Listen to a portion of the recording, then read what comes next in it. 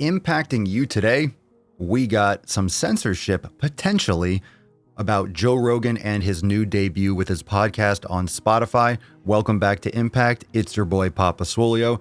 So obviously this picture is of Alex Jones, but recently on September the 1st, it was the first day that Joe Rogan, I think the contract officially started with Spotify. And by the end of the year, all of a sudden, all the stuff will be moved over to Spotify, primarily for his podcast. Now, most of you know we've talked about this on the Procast sessions. I've talked about this in Impact before, that this was like $100 million deal. And I've said this many times that I don't think it's a good move from a brand standpoint. I do know that Joe Rogan is in a particular situation in his life as a comedian, as a family man. He has his own priorities.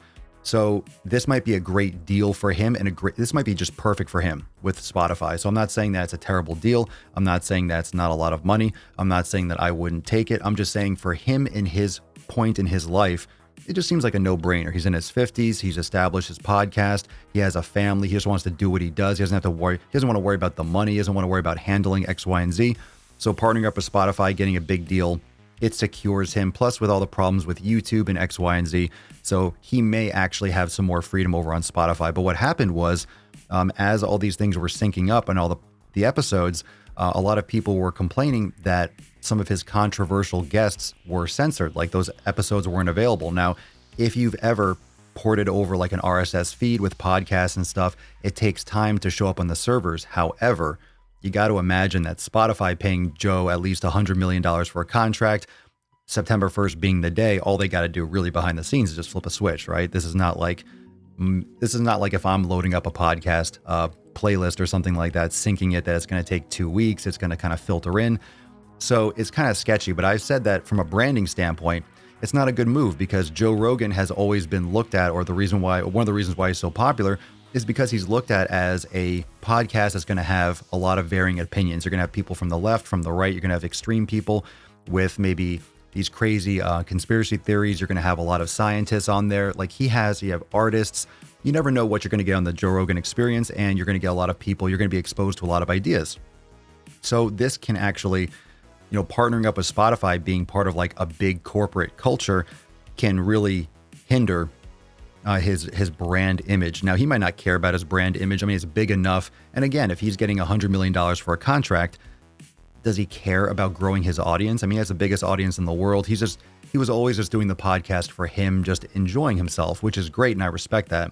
But from a branding standpoint, if it was about brand and trying to build a brand and, have the right brand image, I don't think it's a good move because then you're under the Spotify shadow and you're guilty by association. And of course, you're going to be subject to any kind of corporate structuring and corporate pandering, whatever might happen, especially with the social unrest that's going on right now.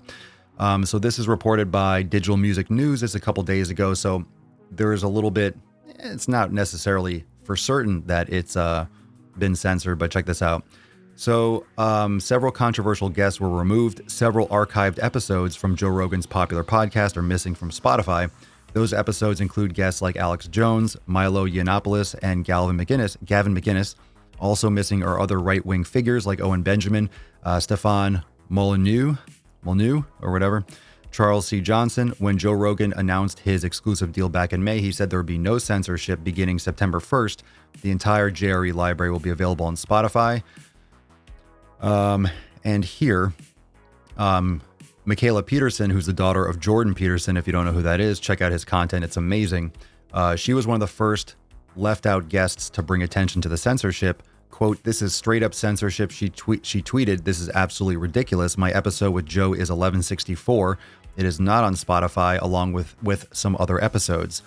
Fans are rightfully angry about the censorship surrounding the JRE podcast. Rogan himself said it wouldn't happen when he accepted the $100 million deal. Quote, "If they left these guests out, just think about how many guests he can't have on without Spotify's approval," one fan wrote on Reddit. Spotify's customer service says it is passing all comments about the podcast to their input team for review. Curiously enough, a highly controversial episode with Chris D'Elia was also missing from Spotify. In that episode, D'Elia said he had never knowingly pursued any underage women at any point.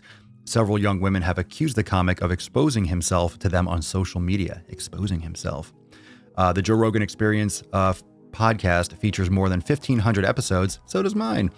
But should controversial guests be censored on a new platform?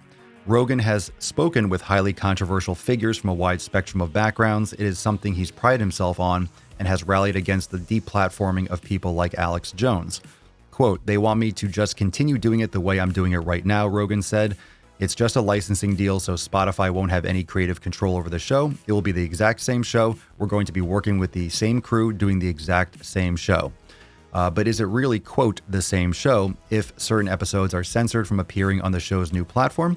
Joe Rogan is often touted as the last bastion of free speech for a segment of the population willing to share their opinions, no matter how heinous, but it appears there's a price on how much Rogan values his independence and talking to controversial figures. So it's not guaranteed that it was censored. It could have been something that was misconstrued. It could have been something that they thought would be able to be swept under the rug. But nowadays, people are just on this like a fly on shit. So this is 4 days ago. And I think at this point, these episodes have kind of popped back. But of course, once someone complains, I mean, who knows? Maybe they thought they can get away with it. Maybe they figured, hey, if someone complains, we'll put it back on there. Maybe they weren't going to put it there if they don't have to. But who's to decide? The whole point is, who's to decide what's too sensitive and what's not sensitive? Who's to decide what people should see and what people should not see? And, you know, when you get involved with a big corporation like Spotify, with a big company, a company that can leverage that kind of money. I mean, Spotify is huge. So, you know, it's a licensing deal, but you're still getting paid by them. Like they're still going to want their words. They're still going to want their input heard. I mean, it's their money. You know, it's just one of those things where you think, and you know, Joe Rogan talks about this a lot. He doesn't want that kind of corporate structure, but then he walks right into a corporate structure. I mean, you're going to get it, whether you think you're going to get it or not, no matter what someone says. Spotify wants to get in bed with Joe Rogan, right? They're going to say whatever they can to get him in bed. And then once he's there and he's under the contract or under the licensing, you're still going to have people, maybe people change. Maybe you're going to have different executives coming in. I mean, I wonder if it's going to piss Joe off. I don't know. I just don't think it's a good move from a branding standpoint. I don't think he needs it from the money standpoint. It's a lot of money. So how do you turn down $100 million? So it depends. You know, like I said before at the beginning, I'm not saying that it was a bad decision from him from a personal standpoint, but if you're focusing on a brand, yeah, it's not a good move. I mean, once Howard Stern went to, I don't even know what, Sirius or XM, whatever, remember he just dropped off the face of the earth? I mean, I stopped hearing about him because when you technically leave terrestrial radio, you just left your audience. You're leaving YouTube, you're leaving the major platforms, then people have to use Spotify. One thing that I've learned about using apps and things like TikTok, and when you have an audience on multiple platforms, you cannot make someone go to another platform. If you have diehard fans, they'll go, but you cannot force someone to go to another platform. Like they just won't go. You know what I'm saying? They just won't go. So it's a weird situation, and I think it just puts Joe in a more vulnerable position. But at the same time, when you have enough money, it doesn't matter.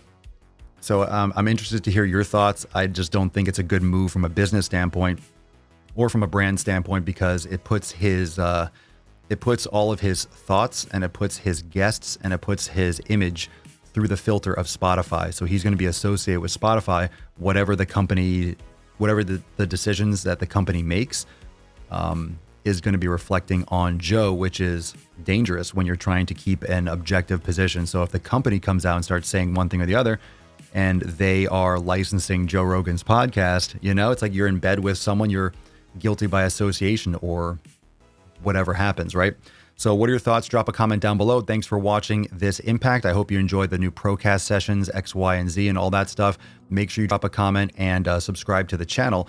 Cover a lot of stuff here, science, tech, tons of stuff with social media and all these different items that are popping out all the time.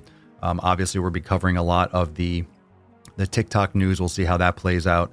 But, you know, this whole podcast situation is really interesting because of that, the finances and where Joe is in his life and how it's not all about, I mean, it's about the money. It's not necessarily about the brand. I don't know if he really cares about the brand. I mean, he does have other interests. He doesn't need the money to the point where, you know, he's like, he just wants to do a podcast, right? He's always just done a podcast talking to people that he enjoys talking to. So it might just not matter to him. And the money is just so good, it doesn't really matter. So there's going to be there's going to be pros and cons, of course, but the image, the perspective or the perception of what this deal means. Whether or not it's a licensing deal, most people aren't intelligent enough, and most people aren't aware enough, and most people aren't paying that close attention enough to know, oh, it's a licensing deal. Well, what does a licensing mean? How many people know what a licensing deal is, right?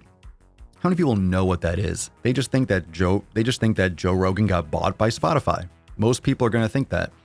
Straight up, most people just think, hey, Joe Rogan, they bought Joe Rogan's podcast. They don't know what a licensing deal is. So, yeah, I think it's just the perception's a lot different than what the facts are. The facts don't necessarily matter nowadays, and we know that, right? What are your thoughts? Drop a comment down below. Make sure you subscribe, and I'll see you for the next Impact session. Peace.